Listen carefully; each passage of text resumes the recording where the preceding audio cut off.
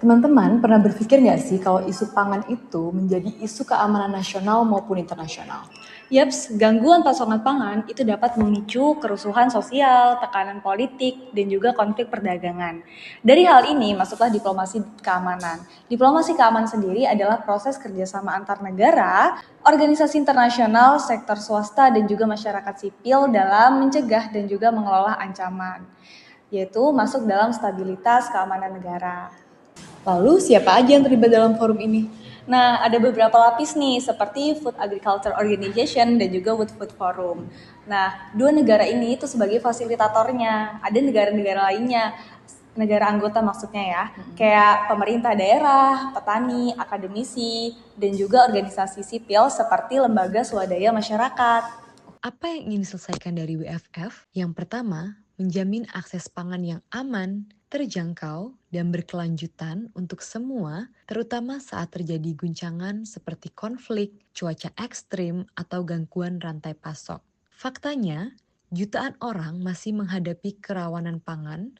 Laporan FAO terbaru memberi estimasi bahwa ratusan juta orang menghadapi kelaparan. Rentang estimasi tahun terkini berada di kisaran 638 sampai 720 juta orang secara global. Dan meski ada beberapa fluktuasi tahunan, angka ini tetap jauh di atas tingkat pra-pandemi. Mengapa angka itu penting? Karena itu menunjukkan masalah, bukan hanya soal produksi di tingkat petani, melainkan soal akses, keterjangkauan, distribusi, dan daya beli rumah tangga. Banyak negara mengalami lonjakan harga pangan yang mengerus kemampuan keluarga memberi makanan bergizi. Opini populer terkadang mengusulkan solusi pasar penuh, sementara lain mendorong intervensi publik. Data yang sering hilang adalah detail rantai pasok lokal dan dampak mikroiklim terhadap produktivitas petani kecil. Mengetahui fakta versus opini dan data yang kurang membantu, kita merancang solusi yang realistis dan inklusif.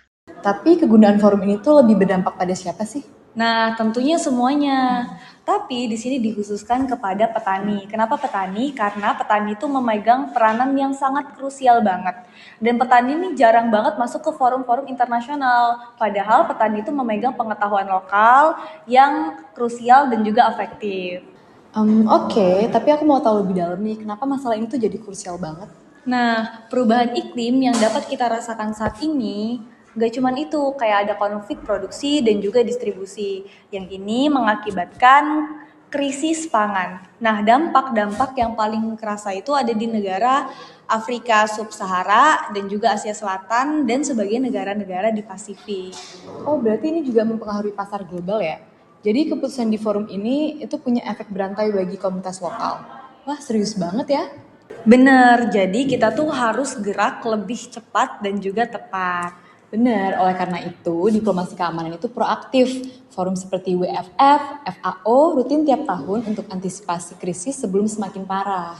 Laporan FAO, WFP, mengidentifikasi beberapa kawasan dan negara-negara resiko akut, di antaranya negara-negara kawasan Afrika Utara seperti Sudan dan South Sudan, negara-negara Sahel seperti Mali, wilayah di Tanduk Afrika, Haiti, serta sejumlah wilayah Palestina dan Yaman mengalami adanya krisis. Di banyak kasus ini adalah kombinasi konflik, gangguan pasar, dan kejadian iklim ekstrim. Secara regional, Afrika Sub-Sahara mencatat persentase tinggi orang yang mengalami kerawanan pangan dan beberapa laporan baru menegaskan peningkatan kelaparan di Afrika dan Asia Barat dalam beberapa tahun terakhir. Berkontribusi pada beban global yang besar, ini bukan hanya peta abstrak, artinya jutaan keluarga di komunitas tertentu menghadapi resiko nyata kehilangan akses makanan. Dari kondisi tersebut, kapan harus bertindak? Jawabannya sekarang dan terus-menerus momen kritis, musim tanam, awal musim hujan atau kekeringan, atau saat konflik meningkat ketika intervensi antisipatif jauh lebih efektif daripada menunggu respon darurat.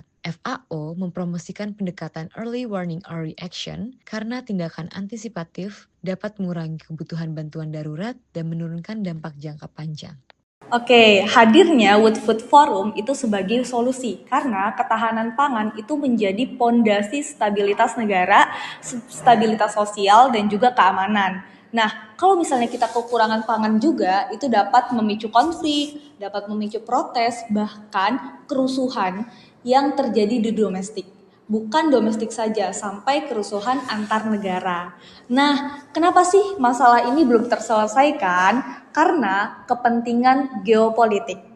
Terus, ketimpangan akses dan dana. Dari hal itu, Food Agriculture Organization mengasosiasikan World Food Forum sebagai ruang diplomasi yang efektif dalam menangani masalah tersebut. Seperti tadi yang udah aku jelasin ke kamu tentang masalah petani, kenapa sih petani itu penting banget ke World Food Forum? Karena sebagai diplomasi yang mengetahui tentang pengetahuan-pengetahuan lokal yang krusial dan juga efektif. Gangguan pangan memicu protes, migrasi, dan dapat melemahkan legitimasi pemerintah. Tak hanya itu, konflik dan kejadian iklim ekstrim adalah dua pendorong utama peningkatan kelaparan akut.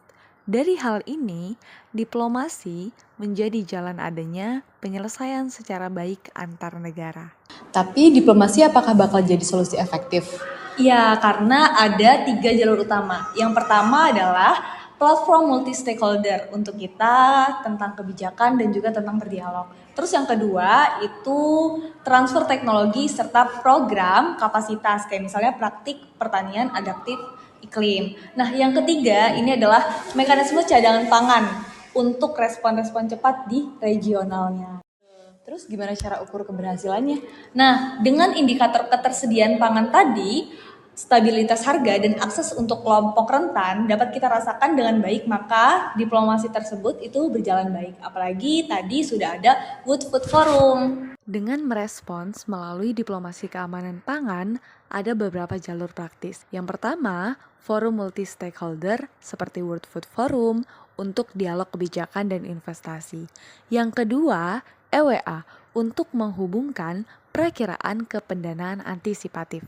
Yang ketiga, mekanisme cadangan regional dan perjanjian perdagangan darurat untuk menjaga pasokan. Yang keempat, transfer teknologi dan kapasitas untuk petani kecil termasuk praktik adaptif iklim dan digitalisasi pasar.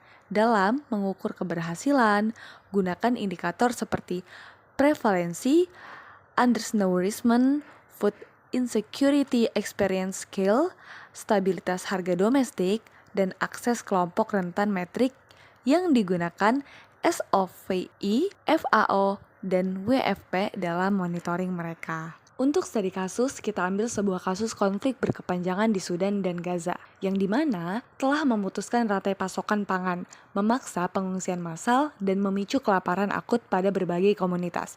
Food Agriculture Organization dan juga World Food Program menempatkan negara atau daerah ini di kategori risiko tinggi, dan data kemanusiaan menunjukkan kebutuhan bantuan darurat serta hambatan akses untuk penyaluran puluhan hingga ratusan juta yang mengalami berbagai tingkat food insecurity akut pada tahun 2023 sampai 2024.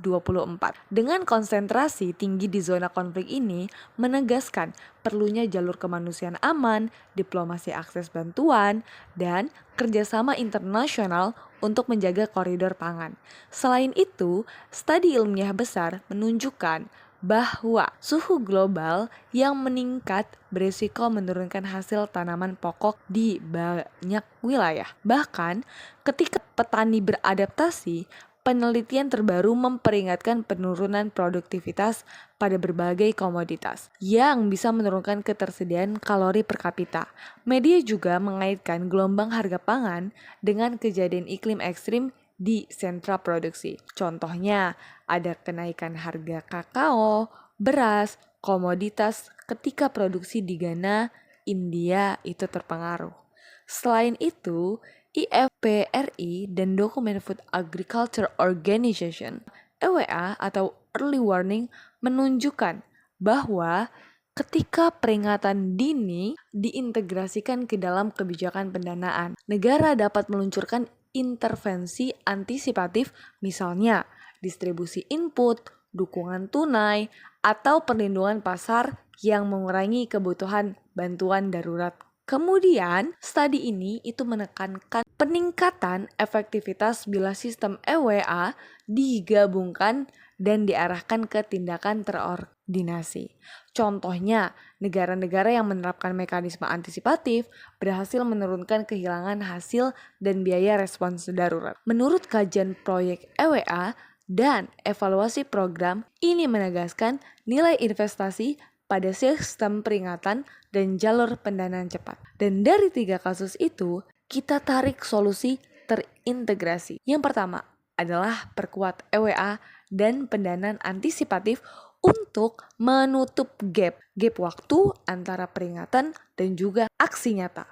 Dan yang kedua, kembangkan cadangan regional dan mekanisme perdagangan darurat untuk menjaga pasokan agar lebih aman. Yang ketiga, investasi adaptasi iklim di level petani kecil seperti benih, manajemen air, digital market info. Dan yang keempat, pastikan diplomasi akses kemanusiaan di zona konflik dan inklusi petani dan pemuda dalam perumusan kebijakan. Karena semua ini untuk mendukung bukti dari Food Agriculture Organization, World Food Program, IFPRI, dan literatur ilmiah. Oh gitu, berarti caranya itu seperti program pelatihan pertanian, adaptif iklim yang meningkatkan produktivitas meski kondisi cuaca berubah. Lalu menentukan penjajian cadangan pangan regional yang memungkinkan distribusi saat krisis. Dan hal itu memungkinkan bagaimana kebijakan teknologi global bisa diuji dengan tepat. Benar, selain itu, Food Agriculture Organization juga itu buat program namanya Early Warming System, yang dimana ini tuh adalah investasi teknologi hijau dan pelatihan petani muda. Semuanya itu butuh diplomasi lintas negara, dan World Food Forum juga itu mengajak kita untuk terlibat, terutama masyarakat dan kita para pemuda. Dari percakapan tersebut, beberapa rekomendasi yang dilakukan ialah pastikan inklusi perwakilan petani kecil di semua tahap, dialog, dan juga keputusan. Bangun sistem data terpadu yang transparan untuk harga, stok, dan produksi. Tak lupa untuk dukung transfer teknologi dengan syarat inklusi gender dan akses kelompok marginal. Jadi teman-teman, sekarang tahu kan kenapa pangan itu diplomasi keamanan? Yaps, diplomasi keamanan itu bukan cuma tentang perang, tetapi juga tentang memastikan semua orang bisa makan hari ini, besok, atau bahkan seterusnya. Terima kasih. Yeay.